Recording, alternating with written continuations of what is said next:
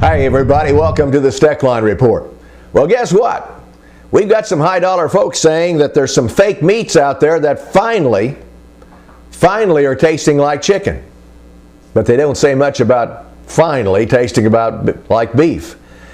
Well, with the higher prices that we've got, folks, that is a concern of mine. And it probably is everybody in our business. So stay tuned. I'll be back and talk about that in detail in a minute. For over 8 decades, America's farmers have counted on the little red tractor from Case IH, the Farmall, to help them make short work of their demanding chores. Well, Straub International can show you they aren't just for farms anymore. With horse ranging from 30 to 140, plus an army of attachments, a Farmall can tackle every chore on your to-do list, from hauling and mowing to loading and towing, and then some. Visit Straub International, your Case IH dealer at any of our 7 locations to find a Farmall that's right for you. My grandfather came across the plains from Missouri in the 1860s and ran a hotel and stage stop here with livery stable, and it's been in the family ever since. We run probably about 100 cows here and 250 over at the other ranch. I'm sure there are other banks we could have dealt with, but they've been so friendly and know what the ups and downs are in the business. American Ag Credit is like a family for us for financial help. Well, folks, we've got a brand new outfit that's starting up and have been doing a lot of testing on fake meats over the past several years, and supposedly they've got something that there's some people liking. In fact, some pretty high dollar folks that are investing money into the company to move it forward. Biz Stone and Evan Williams of Twitter, Bill Gates, probably heard of him, and Ka-shing, the Hong Kong magnate.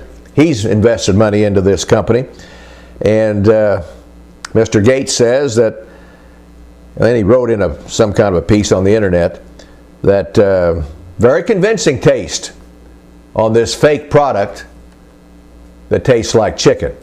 Haven't heard much about beef yet, but a venture capital firm that has backed Google and Facebook is backing Beyond Meat.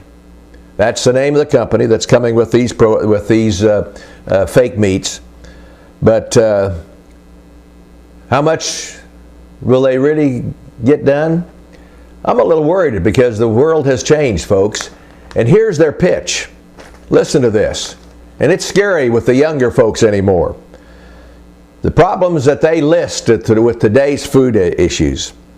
Land and water use. Oh, you know, a lot of people are complaining about that we use too much land and too much water to produce food. Stress on global supply chains, the world's growing population. I've heard that since the day I could remember hearing English and understanding it. We have so many people coming aboard, folks will never be able to feed them. And for the last 100 years, it seems like we've been selling $3 wheat up until just the last few years. In any event, and boy, we had corn knocked down to 3.5, didn't we? Can't hardly produce it for that, folks. No, we've got it turned around again, but it's only because of weather in this part of the country, be honest about it, stopping planting situations in the corn belt. This old wheat belt is so dry, you cough and you almost choke on the dust that you blow up. And so consequently, that's the reason that we're having some higher prices.